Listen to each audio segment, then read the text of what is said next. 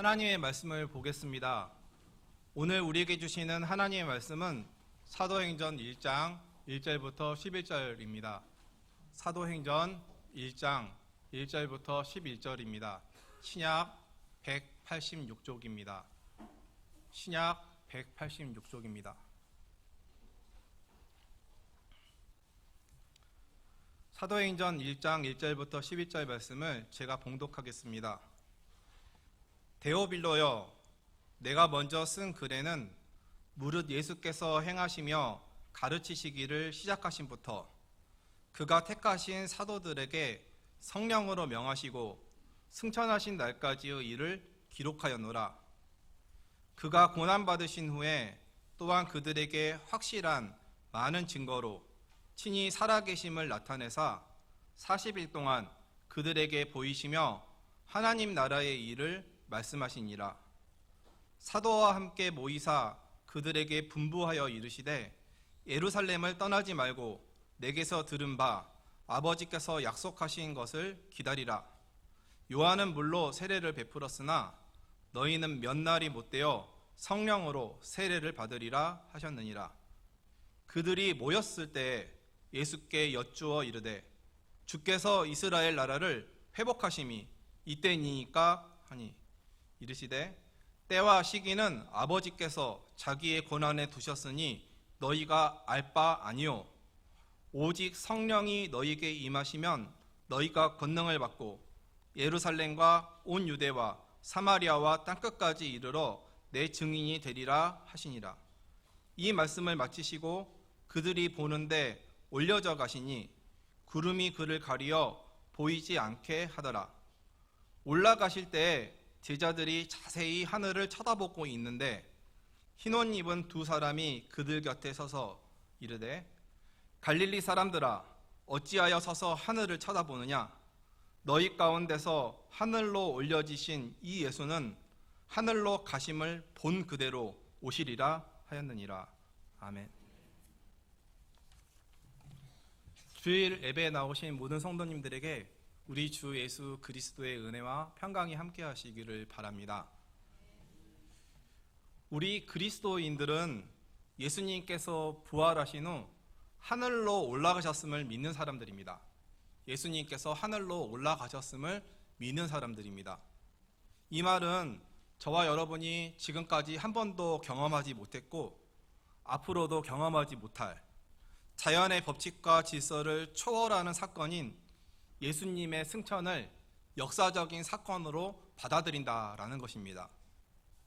이러한 일이 믿어진다는 것 자체가 하나님께서 우리에게 주신 놀라운 선물입니다. 그러나 일부 신학자들과 비평가들은 예수님께서 성부 하나님께로 가셨다라는 진리를 유지하면서도 마치 신화같이 느껴지는 그런 색채를 가진 승천을 지우기 위해서 여러 시도를 했었습니다. 그러나 21세기 믿음의 거장인 존 스토트 목사님은 예수님의 승천을 역사적인 사건으로 여기지 않으려는 시도는 거부해야 한다라고 말씀하십니다. 왜냐하면 누가복음과 사도행전을 기록한 성경기자 누가는 말씀을 기록할 때 목격자들을 중시했고 오늘 말씀을 기술할 때도 사도행전 1장 9절에서 그들이 보는데 올라져 가시니 라고 적고 있고 구름이 그를 가리어 보이지 않게 하더라 라고 묘사하고 있기 때문입니다. 또 10절에서 제자들이 자세히 하늘을 쳐다보고 있는데 흰옷 입은 두 사람이 그들에게 어떤 말을 했다라고 표현하고 있습니다.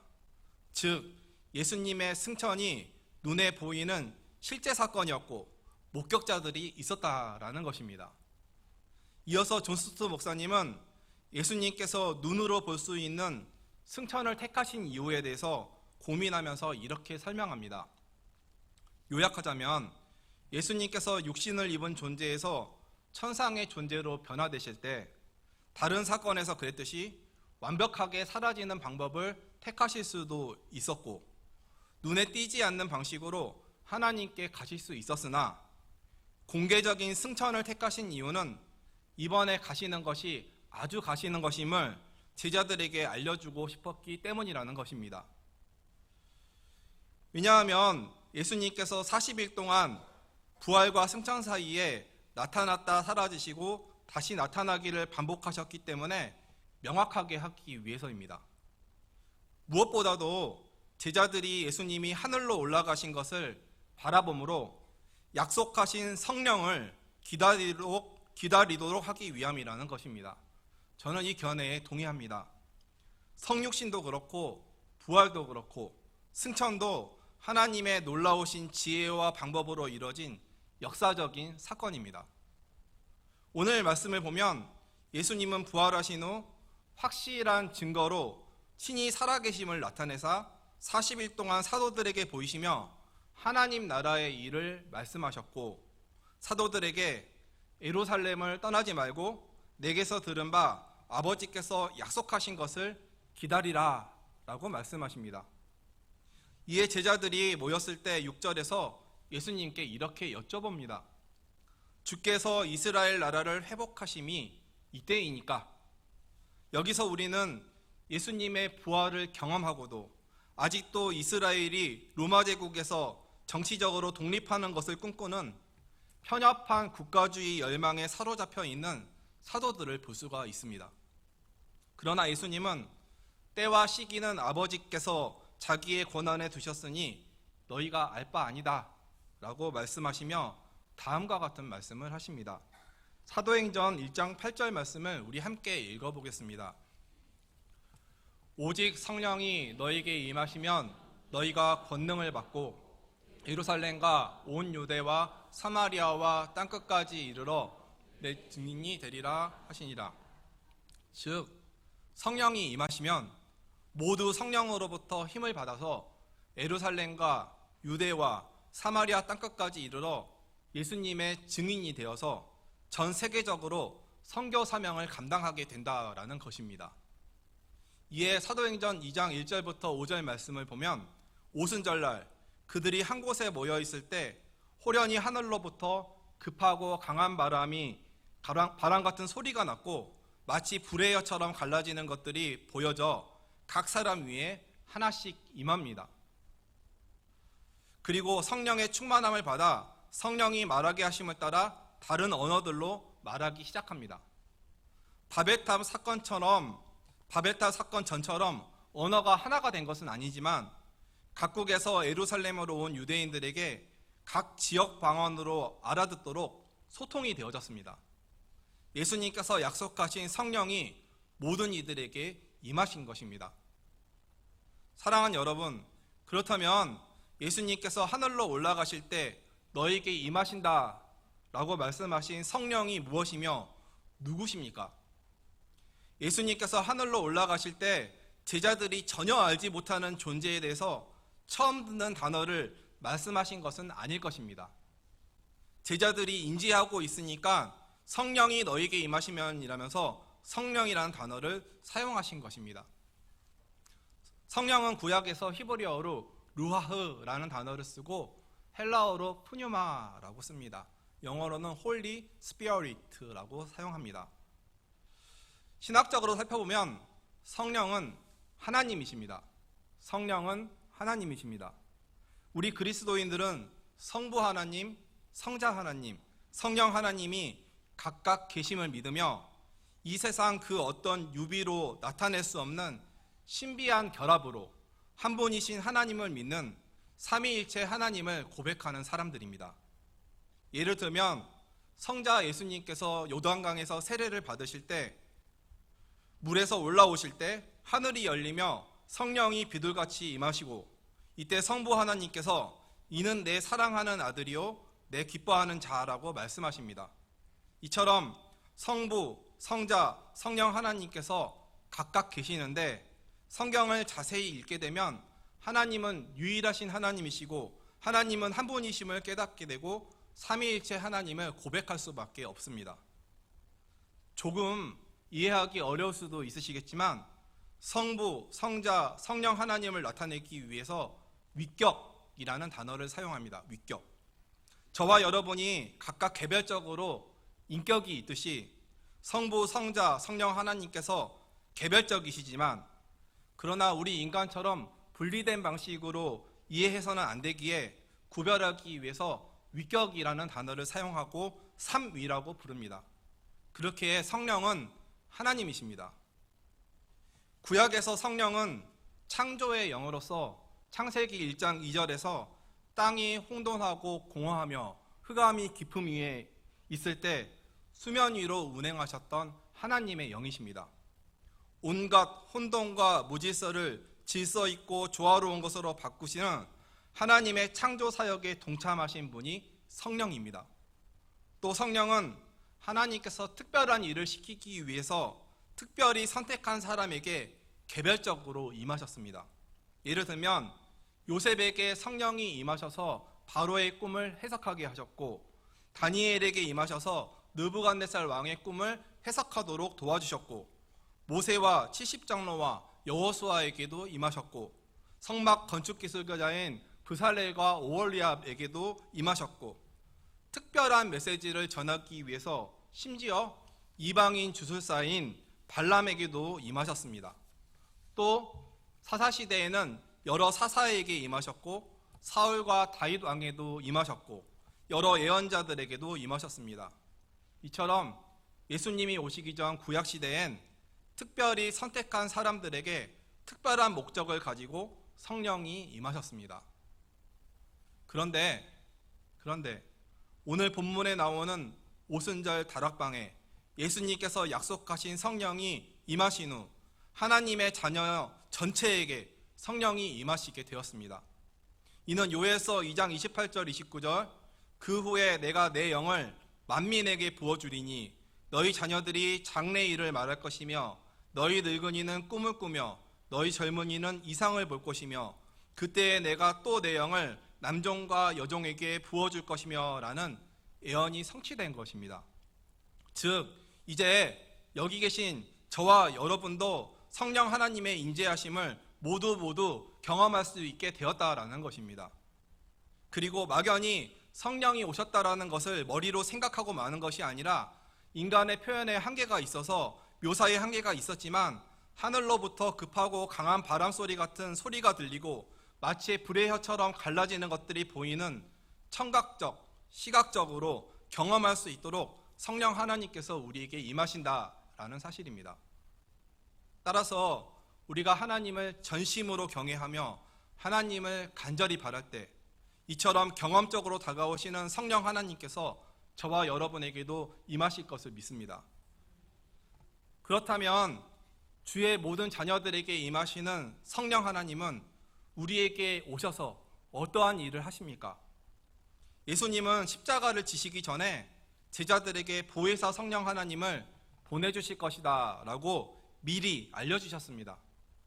첫째로 성령은 보혜사로서 진리의 영이시며 우리와 함께 거하시며 우리 속에 계십니다.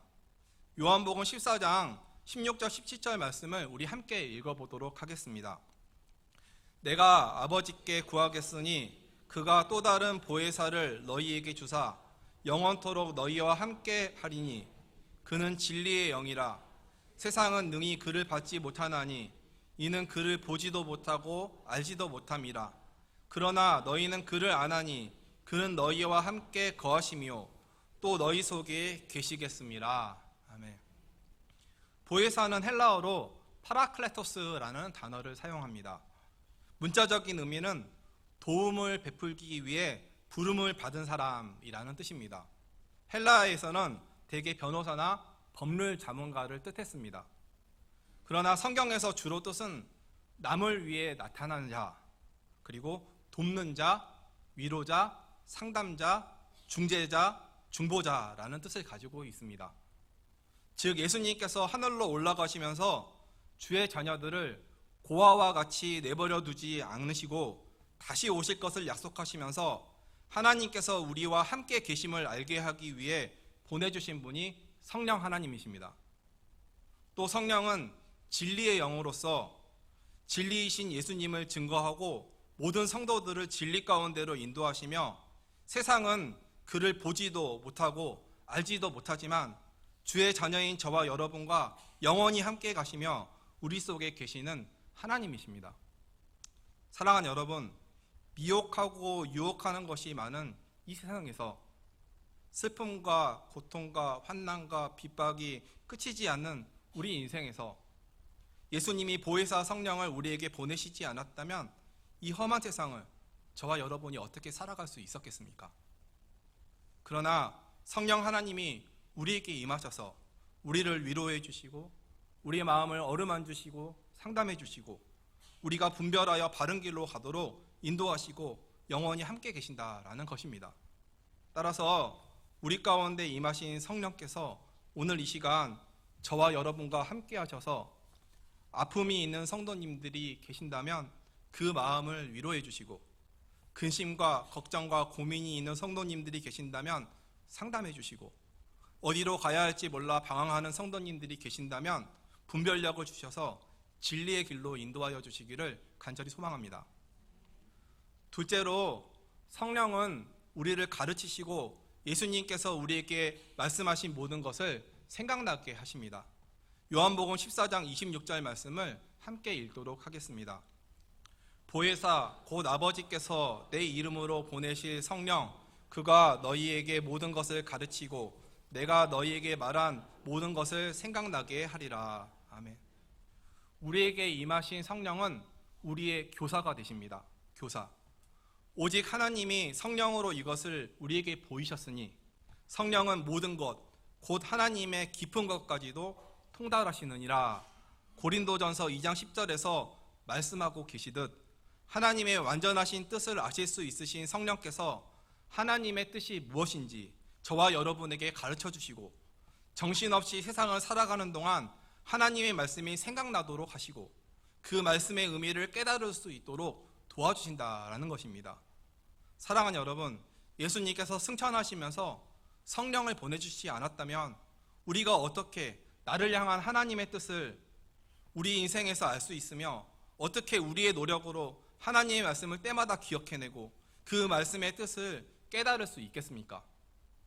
믿지 않는 사람들은 성경을 수십 번 읽어도 전혀 깨닫지 못합니다.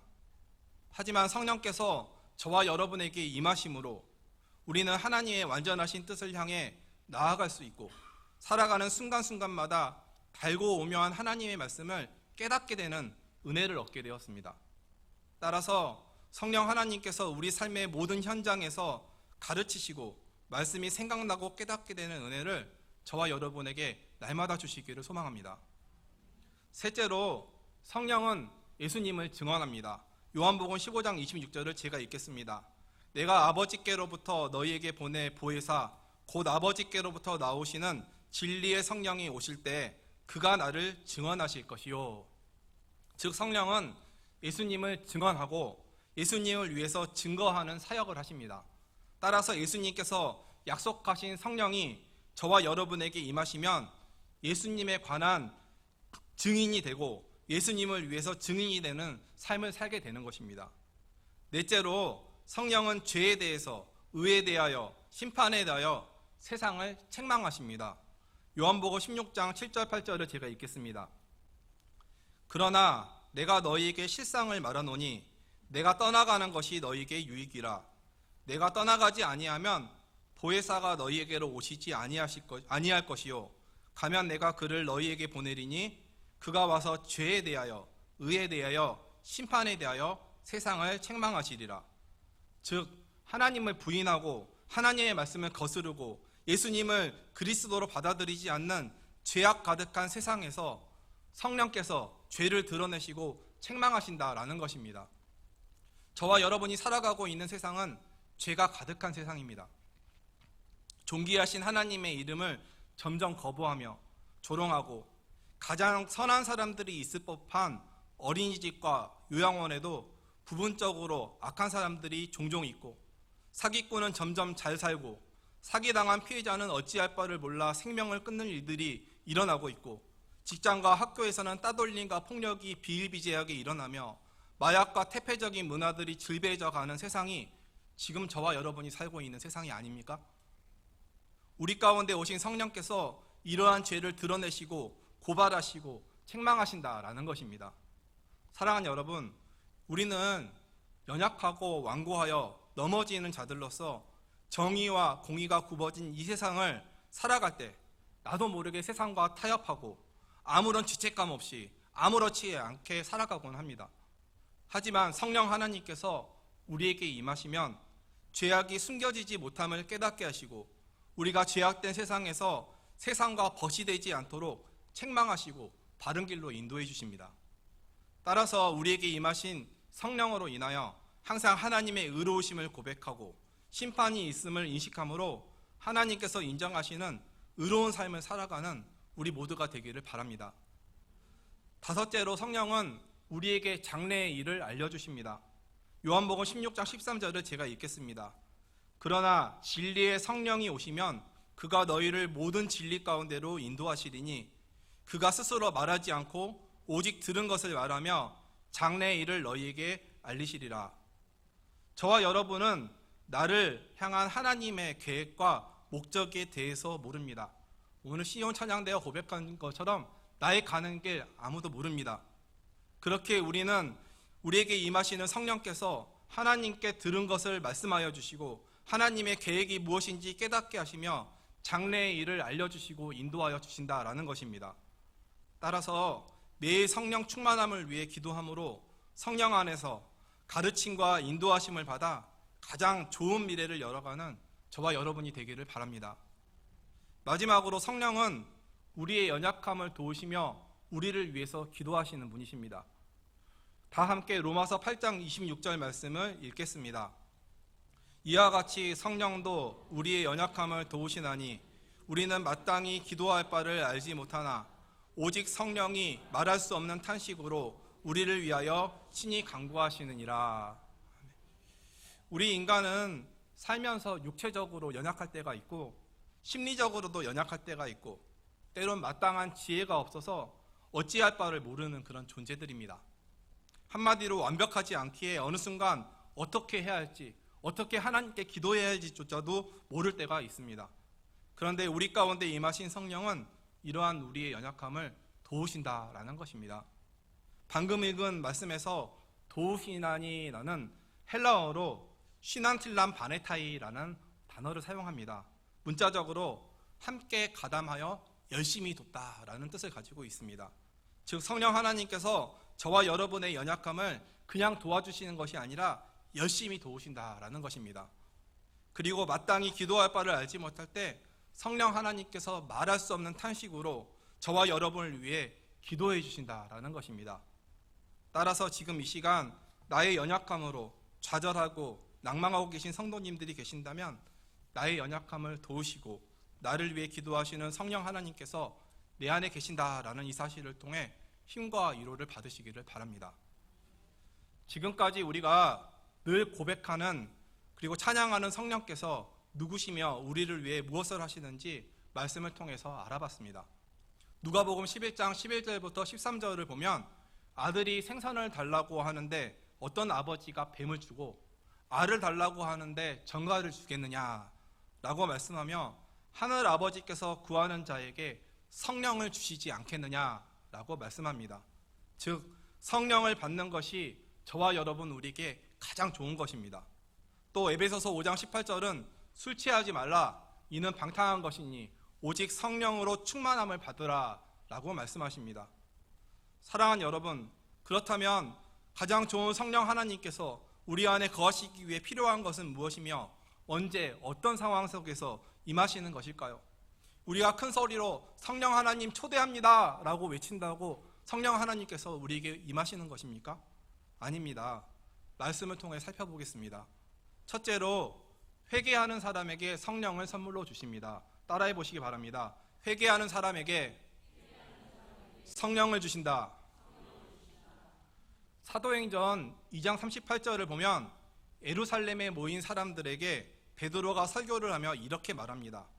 너희가 회개하여 각각 예수 그리스도의 이름으로 세례를 받고 죄사함을 받으라. 그리하면 성령의 선물을 받으리니. 즉 성령의 선물을 받기 위해서 제일 먼저 해야 할 것은 자신의 죄를 회개하고 죄사함을 받아야 한다라는 것입니다.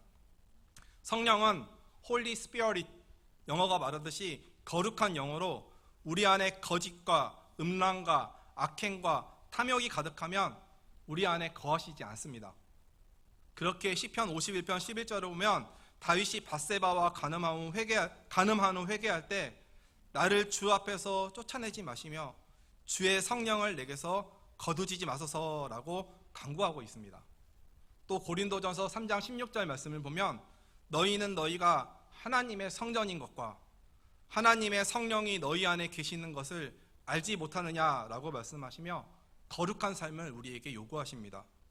사랑하는 여러분, 하나님께서는 깨끗한 그릇을 사용하시는 분이십니다.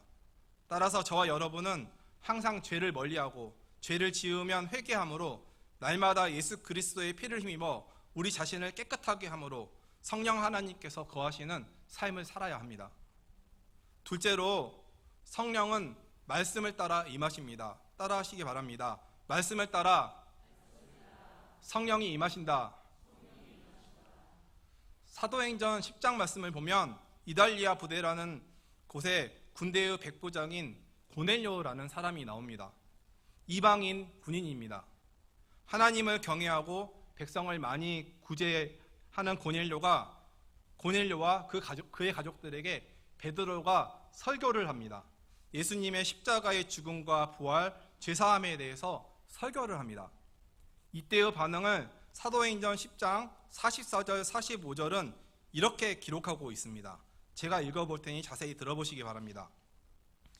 베드로가 이 말을 할 때 성령이 말씀 듣는 모든 사람에게 내려오시니 베드로와 함께 온 할례 받은 신자들이 이방인들에게도 성령 부어주심으로 말미암아 놀라니. 베드로가 이 말을 할 때 성령이 말씀 듣는 모든 사람에게 내려오셨다라는 것입니다. 즉 복음을 전하는 설교를 할 때 성령이 말씀을 듣는 사람에게 임하셨다라는 것입니다. 그렇습니다. 하나님의 말씀이 선포되고 그 말씀에 귀를 기울여 들을 때 성령께서 우리에게 임하시는 것입니다. 따라서 참된 복음을 선포하는 설교자를 만나고 그 설교를 사람의 말이 아닌 하나님의 말씀으로 받아들이고 들을 때 성령의 역사하심이 저와 여러분의 삶에 일어나는 것입니다. 따라서 항상 예배 때 선포되는 하나님의 말씀과 성경 말씀을 귀 기울여 들음으로 말씀을 따라 임하시는 성령을 경험하는 저와 여러분이 되기를 소망합니다.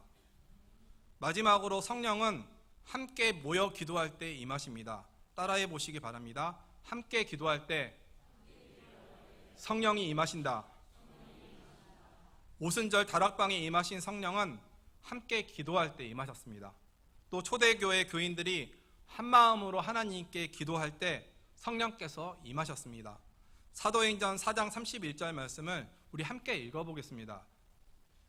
빌기를 다음에 모인 곳이 진동하더니 무리가 다 성령이 충만하여 담대히 하나님의 말씀을 전하니라. 빌기를 다음에 모인 것이 진동하더니 우리가 다 성령의 충만함을 받았다라는 것입니다. 즉 저와 여러분이 모여서 한 마음으로 기도할 때 성령이 우리에게 임하신다라는 것입니다. 우리 그리스도인들은 기도 공동체입니다.